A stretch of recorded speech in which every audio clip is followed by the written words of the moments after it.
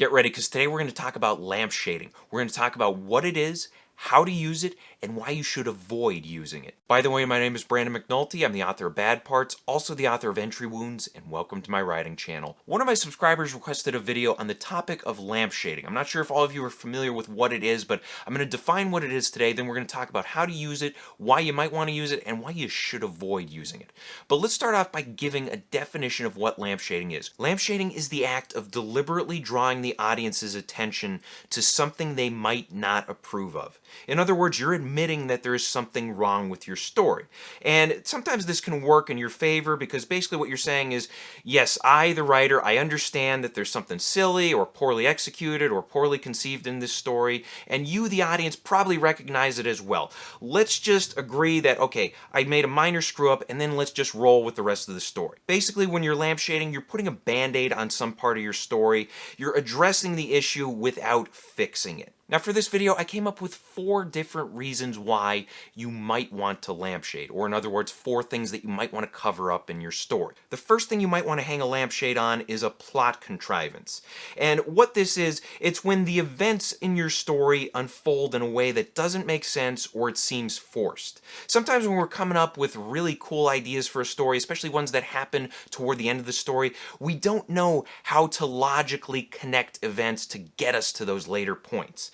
But sometimes you can acknowledge that you don't have a good reason for getting there, and sometimes you can get away with it. Here's an example from Back to the Future Part 2. If you remember, toward the middle of the movie, Biff steals the DeLorean. Then he goes back in time and he randomly picks the exact date in 1955 in which the first movie took place. So this is not something that Biff planned on. It's not something that he was motivated to do. There's no logical reason for him to go to this exact date. The only reason that they go to this exact date is because the writers wanted to explore the events of the first movie, and they make this work. They make this change in setting believable by having Doc Brown express how unbelievable it is in his dialogue. I'll play it for you right now. November 12, 1955. Unbelievable that old Biff could have chosen that particular date. It could mean that that point in time inherently contains some sort of cosmic significance. On the other hand, it could just be an amazing coincidence. So this is a great example of lampshading because the writers, through Doc Brown's dialogue, are acknowledging that the change in setting is unbelievable.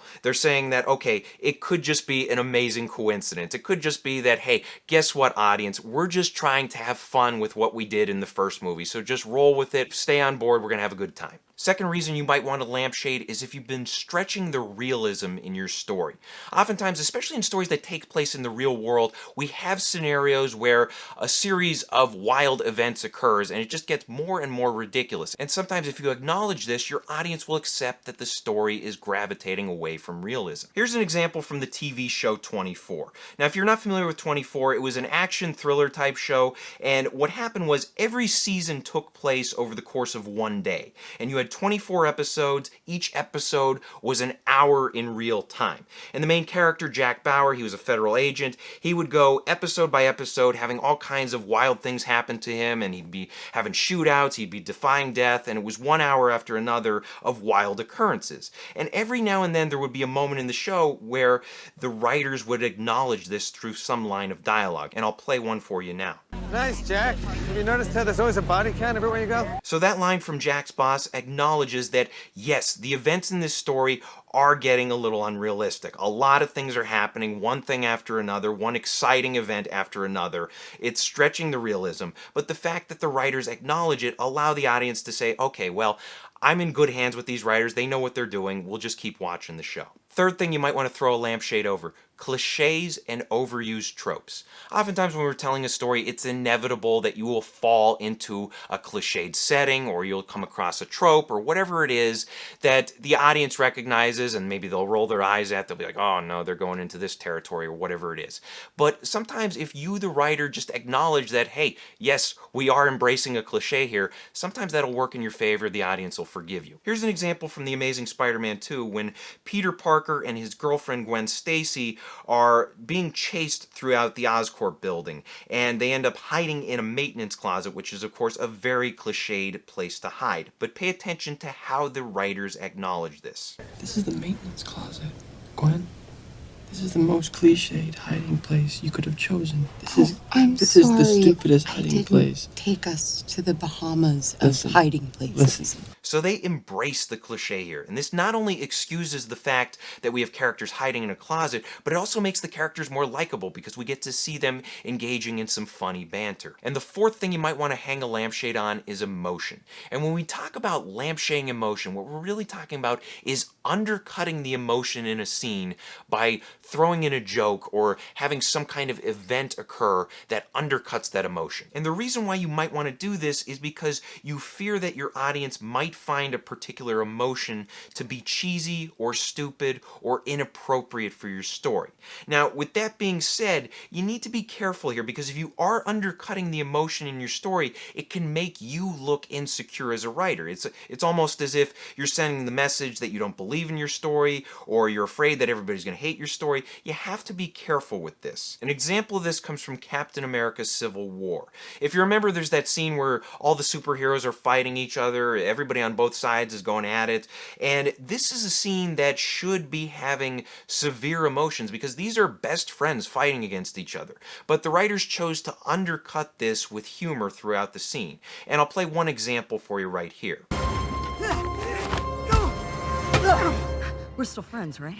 Depends on how hard you hit me. So this is an example of using humor to undercut the emotion in a scene. Be careful if you do plan on using humor in bigger moments like this, because yes, okay, maybe you're afraid that your audience won't buy the idea that your longtime superhero friends are getting into a big brawl with one another, but at the same time, work to make them believe it. And that's what brings us to the warnings section of my video here.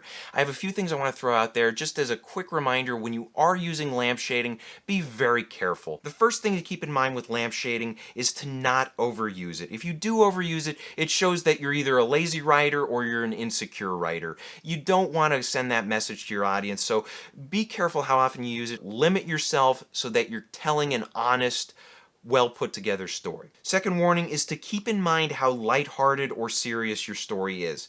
Oftentimes you can get away with lampshading in a lighthearted story with Back to the Future, but if you're telling a more serious story, your audience might get frustrated if you do use lampshading. I think one example of this comes from Star Wars Episode 9 when they announced that Palpatine had come back to life. A lot of people hated the explanation for that. And then my final warning is to only use lampshading for minor fixes and in minor moments. Again, I mentioned earlier in the video, think of lampshading as a band-aid. If you have a minor cut or scratch or bump in your story, you can use this technique to smooth things over. However, if you have the equivalent of a broken leg in your story, you need to do some major revisions. So I hope this helps. Question of the day: what is one example of lampshading that you have come across in a story? Let us know in the comments section below. Thank you guys for watching. If you want to support the channel, please pick up a copy of either one of my books. Bad Parts is great if you like small town horror. It's about people trading away their sick and injured body parts in order to get healthy again. And then Entry Wounds is great if you like thrillers. It's about a guy who picks up a haunted gun and he can't put it down until he kills 6 people with it. Also, be sure to check out my other videos, hit the like and subscribe buttons for me, share this video with a friend, and as always, remember to keep on writing.